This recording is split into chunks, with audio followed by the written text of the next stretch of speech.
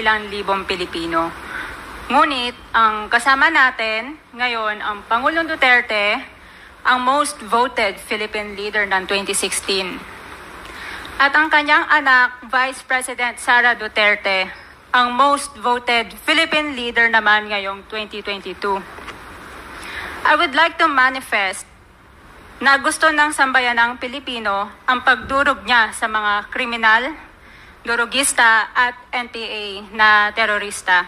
Kaya sila ibinoto at patuloy na mahal ng mga Pilipino. Kaya gusto natin ng patas na hearing. Sana sinama natin dito ang libong-libong mga magulang na ang mga anak ay biniktima ng mga durugista. Ang mga ordinaryong Pilipino na naglalakad galing trabaho, tapos sinaksak o pinatay ng adik, lahat ng mga kababaihan, na kahit pati infant na babae ay ginahasa na ng adik. Libo-libo rin ang kanilang mga magulang at mahal sa buhay na wala dito ngayon. Awang-awa ang mga Pilipino sa mga inosenteng pamilyang na ito, kaya niluklok ng bansa ang Pangulong Duterte. Ang drug war ng Pangulo ay policy lamang. Hindi ito natupad kung hindi ito pinondohan ng Kongreso ng 6 na taon. Majority pa nga dito sa mga kinatawan ay naka-Duterte fist pa nung buong 6 na taon eh. Ang Duterte Youth Party List po ay patuloy na naninindigan sa Pangulong Rodrigo Duterte at pangalawang Pangulo, Sara Duterte, na naglingkod ng maayos, dumurog sa mga durugista, kriminal at NPA na terorista para proteksyonan ang milyon-milyong Pilipino. Bakit wala nag-iimbestiga dito o nag-iimbita sa atin sa sobrang raming Pilipino na biniktima ng mga durugista?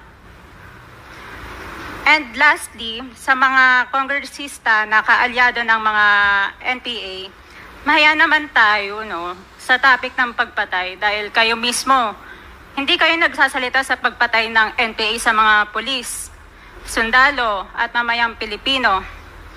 Pati rin po sa mga natitirang resource persons na gusto mag-abogada papuntang ICC, si Attorney Maria Cristina Conti, na kandidato ngayon ng Bayan Muna Party List. Kasama po ang inyong katabi na si Nery Colmenares ng Bayan Muna. Sa NPA, nire-recruit ang mga kabataan para pabagsakin ang gobyerno at pumatay ng mga pulis, sundalo at tropa ng gobyerno. Hindi nyo naman kinokondena ang pagpatay nila. Ang kinokondena nyo ngayon ay ang dalawang naging most trusted leaders ng bansa na todo effort protektahan ang milyong-milyong mga Pilipino. In support sa advocacy sa Pangulong Duterte, ang Duterte Youth Party List ngayon, Kongreso ito, ang kaisa-isang nagpapanukala ng pagbalik ng death penalty para sa mga rapist, kidnappers, durugista at terorista.